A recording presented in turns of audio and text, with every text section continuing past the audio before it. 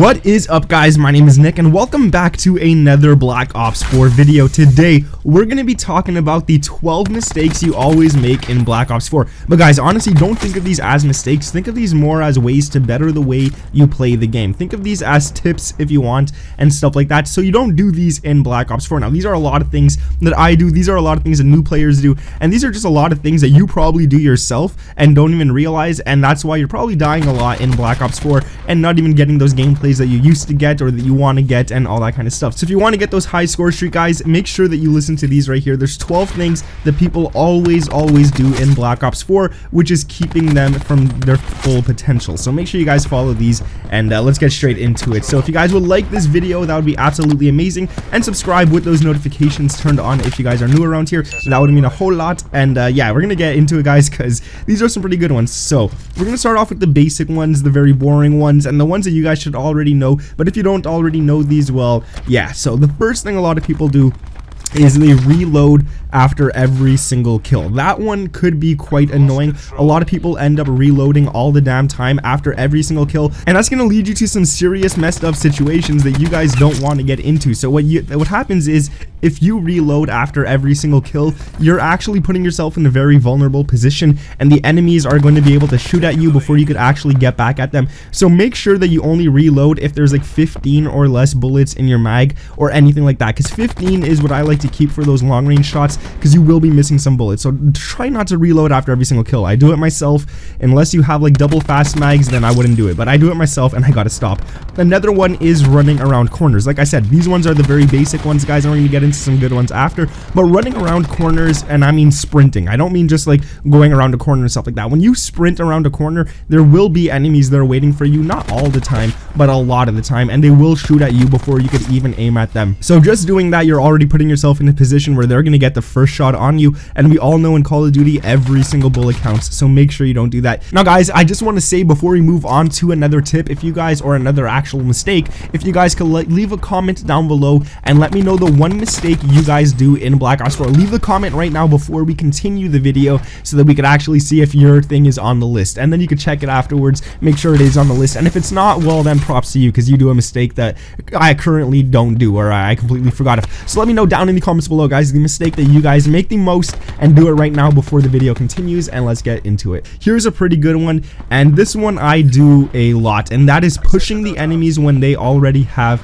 the upper hand. If you see somebody on a head glitch, for example, don't push them. They're probably going to get you. If you see two enemies in one area, try not to push them. Let them come to you rather than you going to them, and just stop trying to be like the guy who pushes like crazy, because sometimes it works. Don't get me wrong, it works a lot for me, but the times it doesn't work is when I'm really close to a high score streak, like let's say a sniper nest or something, and then I try to push someone, I'm 40 points off, and I die, and I blame them, but I know it's my fault deep down inside. But you always have to blame the enemies. Never blame yourself. It's never your fault, guys.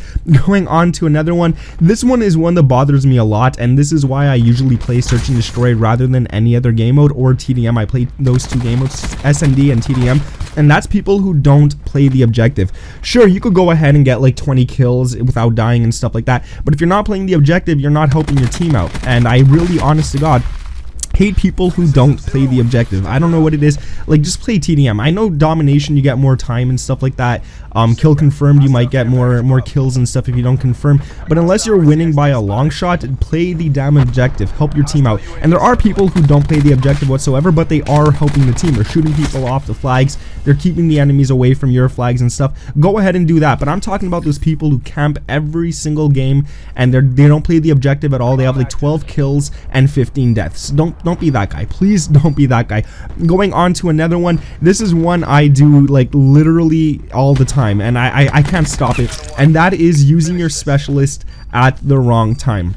So I'll give you guys an example. Imagine I have a gravity slam and I use it on one enemy. That is definitely the wrong time. I shouldn't be using it to get one kill when I could probably get that kill with my gun. What I should be using the gravity slam for is when I see like 3 enemies together, but I always get so excited when I get one. I don't know what it is. I don't know why I get excited. You earn it for free anyways, but I always end up using it always like super fast, and I just get like 1 kill or no kills out of it, no matter what the specialist is. So make sure you guys are always calling those in at the right time. Going on to another one, guys, that is changing their weapons every time, every game. So if you're playing a game and you're doing bad, you might change your weapon. You're going to continue doing bad with that weapon, so you change it again. This does not let you guys adjust to playing with a certain weapon. So let's say, for example, you're using the Maddox, you're doing bad, you switch to the SOG, you're doing bad, you switch to the Spitfire, you're going to continue doing bad because you're so used to playing with the Maddox or something from the games before that when you actually change it, it's a whole different way of playing. So you're going to be moving your thumb around in a different way, trying to control the recoil and stuff like that.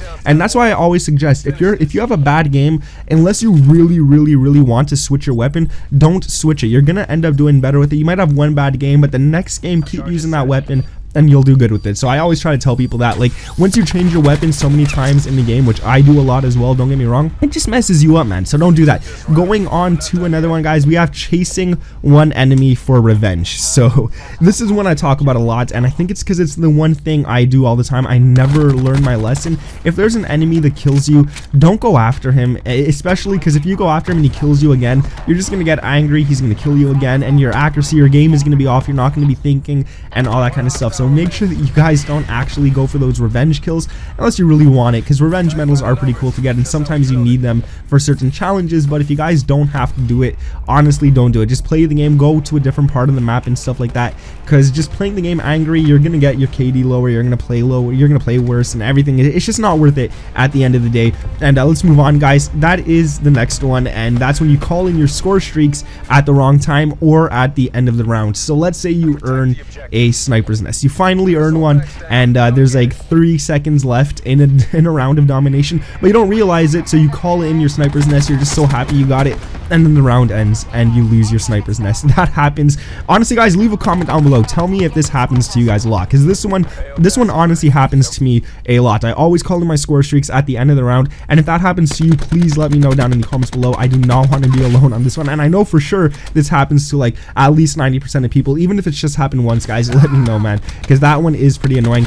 Moving on to number 10, actually, we're almost on the list. It's going pretty quick, and that is non-stop rushing. This one kind of goes with the second one that I said, when you run around the corners and stuff. But when you're playing and you're non-stop rushing, and I mean like literally sprinting the entire game, you're literally going around moving the spawns, you're changing spawns, you're doing everything, you're killing people. You might be doing really good, but you're sacrificing your teammates, man. And when you're rushing like that, if you're pushing their spawns and all that kind of stuff, it might be good for you, you might get those kills, but then you got to run all the way to the other end of the map again, and that's probably like 30 seconds wasted right there, where you could be getting kills, and then people could end up going behind you. So make sure that you rush, but like smartly, strategically. Like if you're rushing, don't push their spawn. I honest to God, I hate it when I'm playing solos, and I play solos a lot. Like I'm always alone, and there's my teammates who push the spawn. I honest to God hate it, and don't be one of the guys who pushes the spawn. It doesn't make you better. It doesn't get you. It might get you 1 or 2 more kills, but you're ruining everything. You're ruining the flow of the game. You're ruining the pace of the game. You're ruining everything, man. Just don't be that guy who goes ahead and does that. Going on to number 11 here, and that is the complete opposite of what I just said, actually, guys, and that is playing too safe. Don't be one of those guys who just aims down sights 90% of the match, because like that's gonna get you killed a lot. You're not gonna have very good vision. You're not gonna see people on the sides. You're not gonna see people coming at you. You're only gonna see people literally straight ahead of you, and I see a lot of new players doing this, actually, especially playing Search and Destroy. They aim down the sights way too much, or they sit in the corner and wait for an enemy to go there, and then the enemy plants the bomb. They have to go to the bomb site to defuse it, but they just play so slow. They try to play it too safe, and they end up dying a lot. So don't be one of those guys who plays too safe either. You don't want to do that, because you might only end up ending a game of TDM with like 10 kills, and you want to get better, and the more kills you get, the better you get. Even if you die a lot, don't even worry. If you have a game where you get 20 kills and 19 deaths, don't even worry. Those kills are helping you get better at the game. So don't play the game too safe, guys, trust me.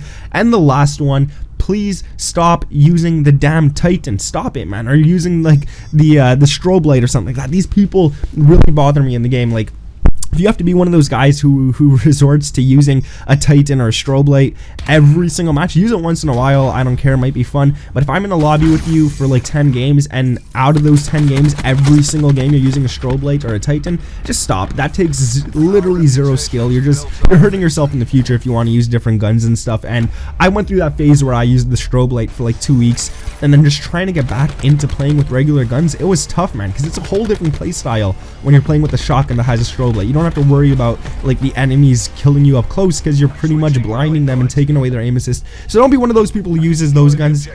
And especially the Titan with the operator mod. That one is pretty bad as well. But like I said, guys, if you did enjoy this video, make sure to leave a like, leave a comment down below letting me know the one thing, the one mistake that you guys always make in Black Ops 4, no matter what it is, even if it's not on this list, or if it is on the list, let me know which one it is.